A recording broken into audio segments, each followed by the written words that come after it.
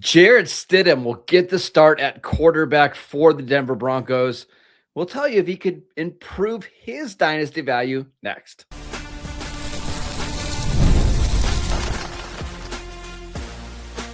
You are Locked On Dynasty Football, part of the Locked On Podcast Network. Your team every day. Welcome back to the Locked On Dynasty Football Podcast, part of the Locked On Podcast Network, your team every day.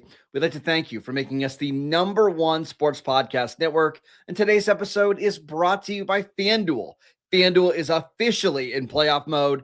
Every game day during the NFL playoffs, FanDuel is giving customers even more ways to get in on the action. Just visit FanDuel.com to get started. Welcome back. I am your host, Marcus Mosher. He is the Fantasy Football Hall of Famer, Michael Fabiano. And on today's show, we are previewing the NFL championship games this weekend. We'll also talk about some of the coaching hires later in the show.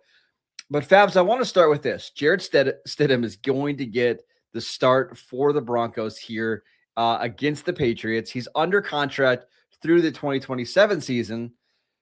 But you and I have been playing fantasy football a long time. We've been covering it even longer.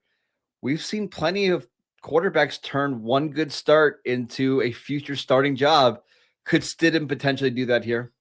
It's possible. I mean, what happens if he goes in, beats the Patriots, and some by miracle wins the Super Bowl? Or even is competitive in the Super Bowl. Yeah, what if they just play well? Right. Yeah. Or just, but I mean, we'll go the Nick Foles route, but I think that's kind of a different sort of comparison. But quarterback is a very difficult position to fill. Like, I've always said that there are 32 starting quarterbacks in the NFL, and there are how many billions of human beings on this planet? You can't find 32 good ones. It's insane, right? The last time I checked, yeah. So, I mean, you're looking at a player here who's thrust into a prominent role in a prominent game. And if he can beat the Patriots and look good, and if he can go to the championship and either beat the NFC team or at least look good in a loss, suddenly he's a player that teams maybe want to try and acquire via trade. Like you said, he's under contract for next season. But Stidham may be someone that teams are a little bit interested in if he succeeds. Now, do I think he's going to? I mean, stranger things have happened, but if you told me who I would pick in the AFC Championship, it would clearly be New England. But if Drake May keeps putting the damn ball on the ground, turnovers are huge in the playoffs. And that's something that he's got to stop, because if he does that again, and we're going to talk about Drake May in a second here, there's going to be problems for the Patriots. But Stidham is someone to watch. And when you look at the rest of the Broncos roster, I don't see anybody else that I'm like super, super interested in, like RJ Harvey. I think his role for next season still maybe a little bit up in the air. J.K. Dobbins is eligible to come back this week. But I don't know that what he does this week or if he gets to the Super Bowl is going to change a whole heck of a lot in terms of his value.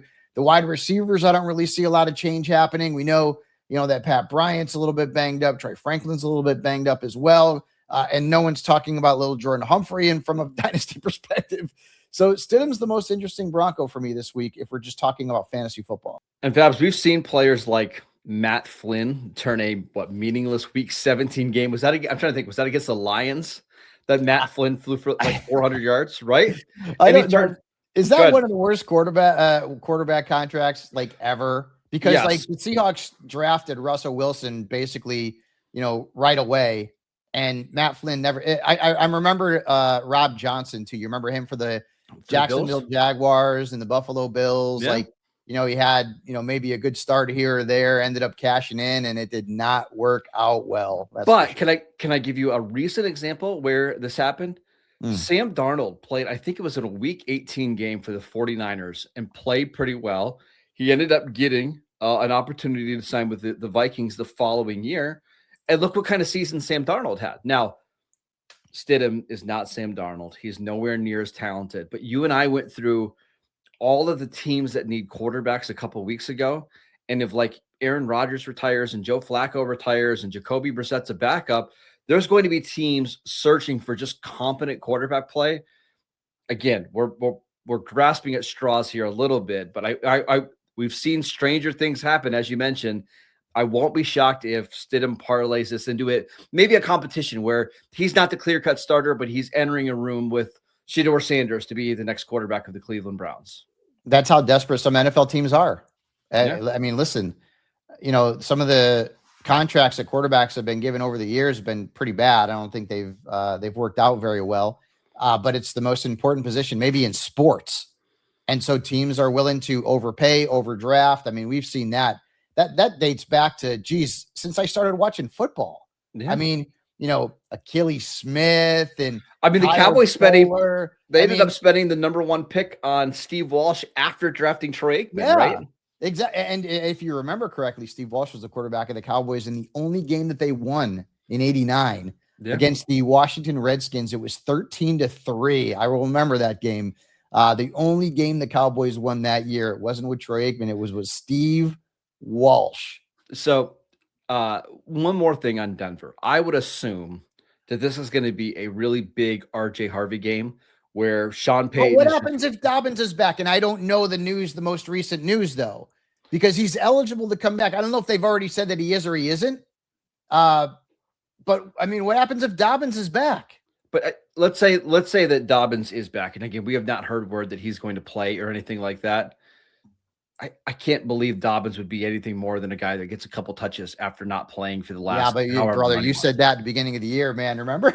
He's at least practicing then. Man. I mean, we'll see. Let's go to the New England side.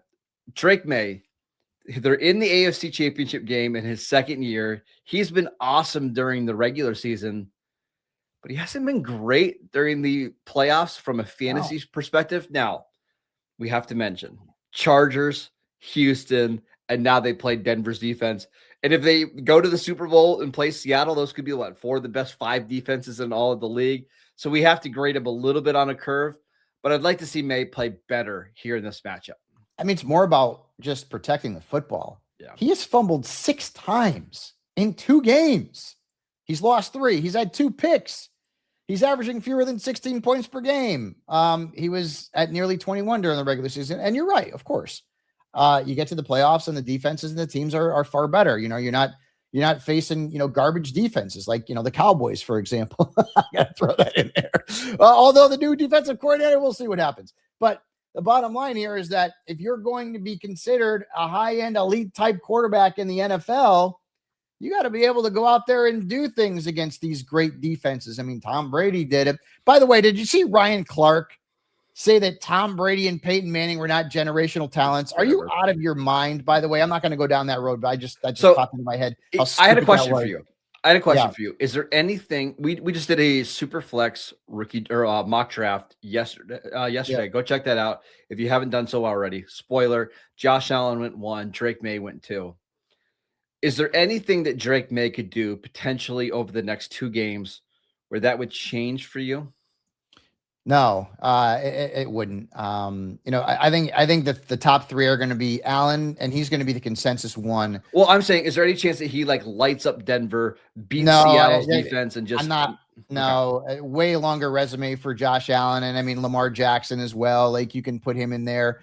I think I'd rather have May just because of the age difference, but no, there's nothing he can do to usurp Josh Allen, in my opinion. Okay. Just wanted to make sure. Anybody else in this New England offense you're watching? Because I mean, go ahead. Rhamondre Stevenson, he's been the best offensive player they've had in the playoffs. And if he continues and leads this team to the Super Bowl, say he has a good game against Denver, how much can you trust TreVeyon Henderson next season? Because you couldn't trust him this year unless Stevenson was out. Stevenson started all the games he played. Stevenson led the team for the most part in touches and snaps played in the games that he played. And that's continued in the playoffs. And listen, TreVeyon Henderson's awesome. Don't get me wrong. I love him. You don't think there's any chance this turns into a Detroit Lions situation where? Well, I mean, but that's the best case scenario. Well, I'm saying where they kind of start to phase Montgomery out as he gets a little bit older. And then with Henderson being in year 2, we see him more in a prominent role. No, I don't know, dude. I mean, if Stevenson is this Stevenson's good and Stevenson's great. Not old, he's still in the prime of his career. That's what concerns me is that, next year things aren't going to change. And that even if it gets a little bit closer and Henderson kind of pushes past him a little bit in terms of snaps played and touches, it's not going to be so drastic that suddenly Henderson's a weekly starter and we have confidence in him. So, this is one of the things I was worried about. And, some people were like, it's Rhamondre Stevenson, Fabs. Come on. Rhamondre Stevenson is a good player. And you have to also factor in pride into this too. Like when a rookie comes in, a guy's not going to just roll over and play dead and say, okay, rookie, take my job. Like Stevenson's not going to do that. And he didn't. And if he continues to lead this backfield and this offense into the Super Bowl, how can you say, well, they're going to go to TreVeyon Henderson next year after Stevenson was so great in the playoffs for us? I don't think they can. I don't think it's going to be one guy's getting 80% of the touches and one guy's getting no. But we want Henderson to get at least a 60-40, and that's not going to happen if Stevenson plays or continues to play well. Probably not. But I also won't be surprised if they just lean into Henderson, because by next year, he's the much better player, the much more explosive athlete. Like, things shift at the running back position really fast, and guys that are 27 and productive turn 28, and all of a sudden they fall off a cliff. It's a tale as old as time. We'll see, but I'm with you. I want to see how Rhamondre plays in the final 2 games should the Patriots make it to the Super Bowl. Let's talk about Kenneth Walker, because his dynasty value has greatly changed in the last 7 days. We'll tell you why next. This episode is brought to you by TurboTax. Tax season doesn't have to take over your life, and this year, TurboTax is making it easier than ever before to just hand things off and move on with your day. With TurboTax Full Service, you can have your taxes done for you by a trusted local expert, start to finish, without the stress or the guesswork. Instead of spending hours trying to figure out forms, you can meet with a local TurboTax expert in person or connect online. It's a huge time saver, and it gives real peace of mind knowing that an expert is behind it, handling it all. And for a limited time only, you can have your taxes done by a local TurboTax expert for just $150 all in. If a TurboTax expert didn't file for you last year, all you have to do is file by February 28th. Take taxes off your plate and get back to your life. Visit TurboTax.com/local to book your appointment today. Welcome back to the Locked On Dynasty Football Podcast. We'd like to thank you for making us your first listen every single day. If you never miss an episode, check out the new Everydayer Club. You're going to get ad-free episodes of the Locked On Dynasty Football Podcast, plus so much more. Go to lockedondynasty.supercast.com to check it out, or look at the link in the show notes to find more. All right, Fabs, let's talk about this Rams-Seahawks game, which I'm fascinated by. This is one of the best championship games that we've gotten in a long time. But I want to talk about Kenneth Walker, who has been unbelievable in the fantasy playoffs. But why has his value shifted so much? Well, first off, they're actually giving him the football like they should have all season long. And then second off, obviously, Zach Charbonnet's out for the rest of the season and into next year. So Walker had over 35 fantasy points last week, and he owned the Rams during the regular season. He averaged over 20 points per game against them. He averaged well over 100 total yards against them. And so now he is the true featured back for Seattle. And the Rams are not great against wide receivers. They struggle against perimeter receivers. I think Jackson Smith and Jigba will have a pretty good game this week, but the Seahawks and Clint Kubiak are going to want to continue to run with the football. And so Kenneth Walker is going to be that lead guy right now because there is no Charbonnet. And, now you wonder, you and I were talking about and speculating, I'd like to see Walker go someplace else because he's a free agent and maybe he'll go here, maybe he'll go there. Why would Seattle let him go now? Because Charbonnet is not coming back for the start of next season. I mean, he tore his ACL in January, which means what? He ain't coming back until what? November? I was saying, even if you believe that he's going to be aggressive in his rehab and return, let's say in like 10 months, you're talking about like late November. And at that point, for us, for fantasy purposes, we're almost into the fantasy postseason at that point, right? So, and even when he comes back, he's not going to get his usual workload. It feels like Kenneth Walker is going to be the clear-cut RB1 in one of the best offenses in the league. Yep. Yeah, well, we'll see what happens. I mean, if Kubiak stays or goes, I mean, he's going to have head coaching opportunities. I that's kind of on hold because the Seahawks are still alive in the playoffs. But Walker's value has gone from he's driving me nuts and I can't start him anymore to holy cow, how do I keep him out of my lineup? And I'm actually in a one and done league where I am playing him this week. I'm very excited to play him. It was part of my strategy because I was hoping that he would get to face the Rams again because he smoked the Rams twice during the regular season. One more player on Seattle before we move on, Rasheed Shaheed, who's been awesome for them, returned a kick for a touchdown last week against the 49ers. He returned a punt for a touchdown the last time they played the Rams. Now, he hasn't been all that involved in the offense. He's a free agent after this year, but do you think he's somebody that could potentially have more fantasy value down the road if like Cooper Kupp doesn't return next year? Because he is so dynamic, but is this just the wrong offense for him to be fantasy worthy or relevant? I think he's a free agent though. So he is. That's the point. Yeah. So, I mean, he may not even stay in Seattle. I remember in 24, I had him in Scott Fish, and Scott Fish, which I would do this too. And I don't know, why people don't do it, but, give the player points for every bit of his skill set, which means return yards and touchdowns. He was phenomenal. Mm-hmm. And he was also playing enough at wide receiver and producing enough where he was really good. And that's the kind of player he is. Now, durability has been somewhat of an issue. Whether or not he stays in Seattle, it really depends on how a team is going to utilize him, no matter where he is. If they can utilize him as a wide receiver, an explosive vertical threat, and utilize him on special teams, because why wouldn't you? He's one of the best, if not the best return men in the league. This is a guy who could see his value increase. I mean, there's no question about that. And let's also just give the Seahawks a little bit of credit, because at the trade deadline, everyone talks about how great a move it was for the Jaguars to get Jacoby Myers, but Seattle getting Rasheed Shaheed was right up there, if not even better, because look at where they are with him right now. They wouldn't be the number one seed without him. There's no way they win that Rams game earlier or later in the season without him. And we've seen how much that's mattered through the postseason so far. On the Rams side of things, I mean, their offense is so condensed to just a couple players that some of the complementary pieces just don't get enough work. But is there somebody that you're going to be keeping an eye on in this matchup? Yeah, Colby Parkinson. He's averaged 10 points per game in the playoffs. He's played 110 snaps. He's run 53 routes. No other Rams tight end has had more than 47 offensive snaps or 29 routes run. So he's that dude. And he has one more year left on his contract with LA. And you and I both like Terrence Ferguson a lot. But Puka Nacua is going to be back. Devontae Adams is still under contract.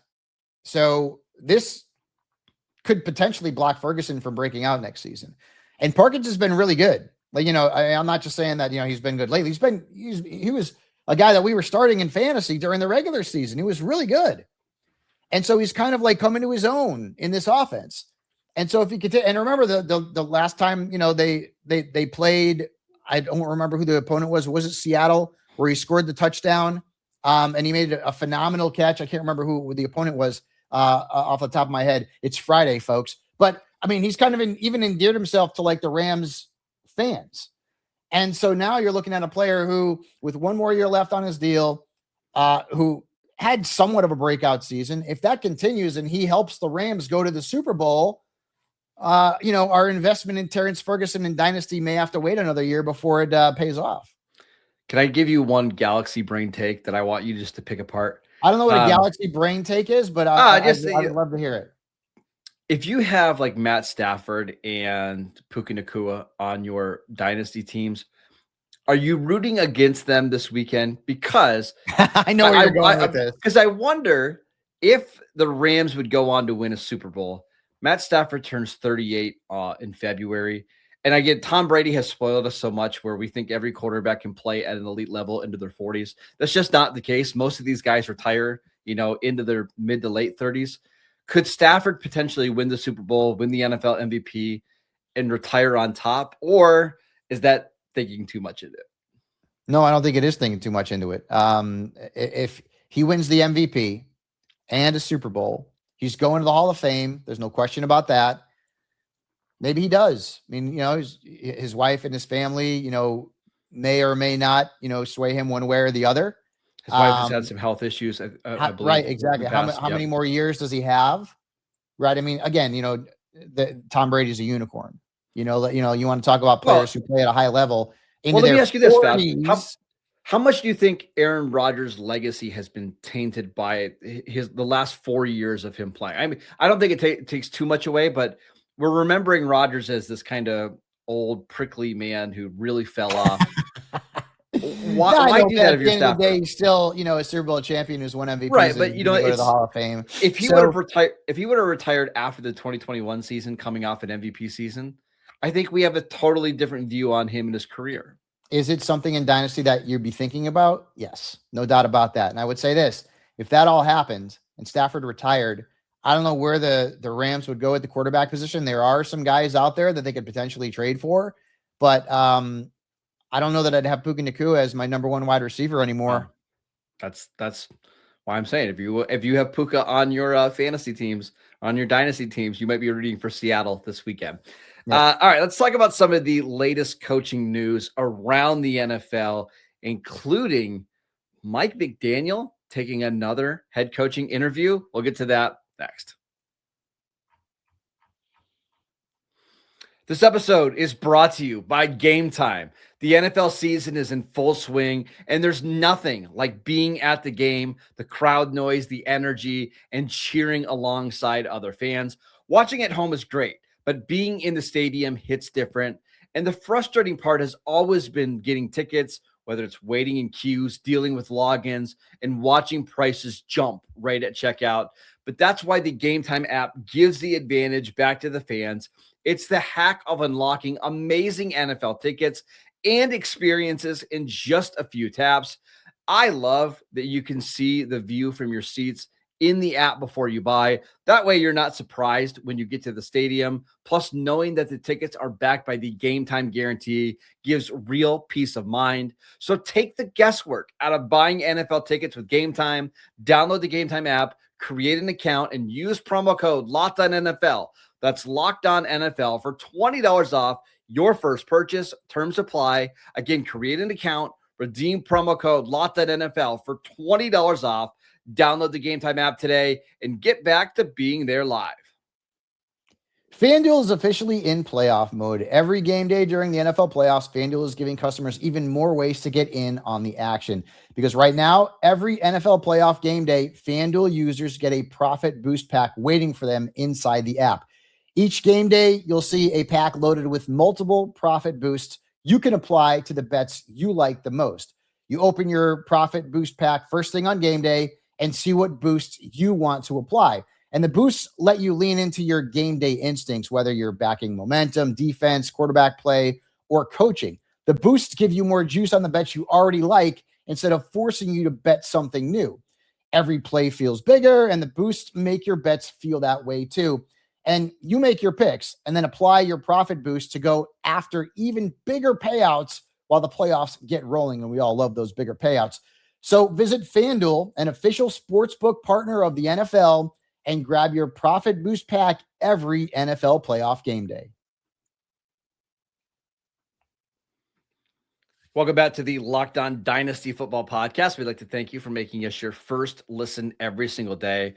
A couple coaching things before we head out. Number one, Mike McDaniel, who has agreed to become the offensive coordinator of the Chargers, is interviewing with the Buffalo Bills on Friday. He's still holding out hope for a head coaching job, and the Chargers are clearly okay with that happening.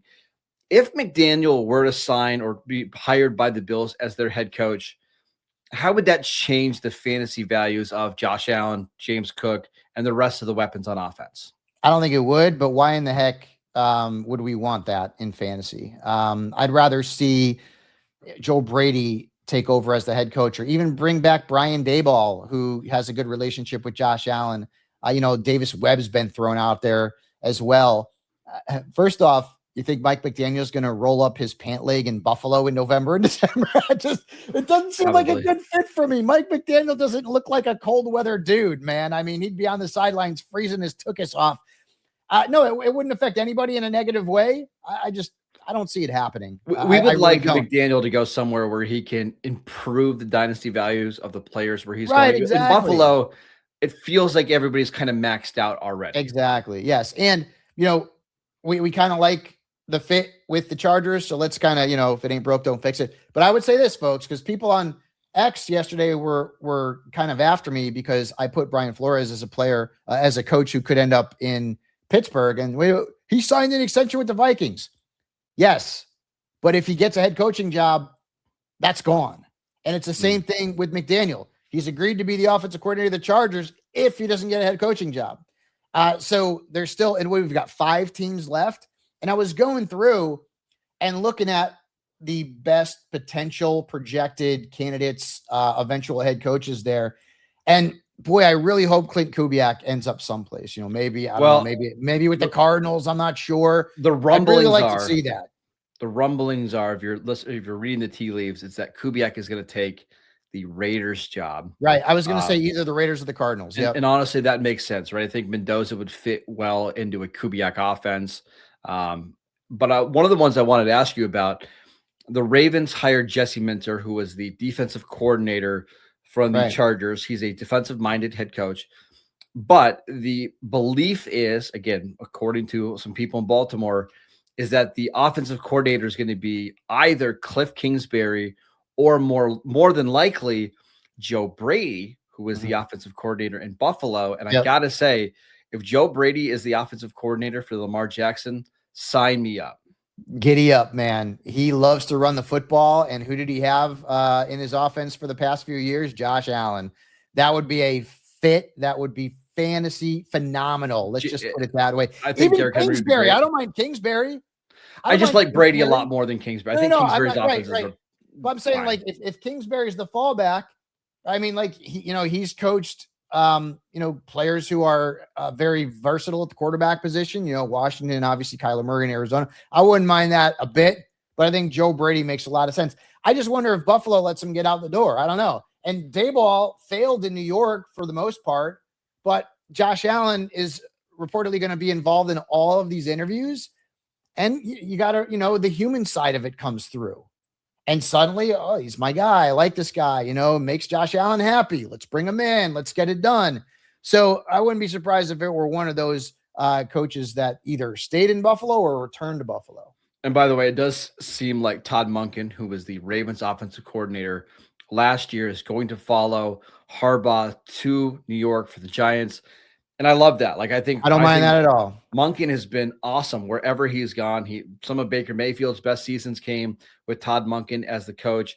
Lamar Jackson had MVP caliber seasons with Monken. If he goes to New York, I love that for Jackson Dart. I love that for the receivers. No, 100%. So far we've seen some good additions in terms of the offensive coordinators as far as fit and what they could potentially bring to some younger players or to some players whose fantasy value we want to see stabilized or increased a little bit. Correct.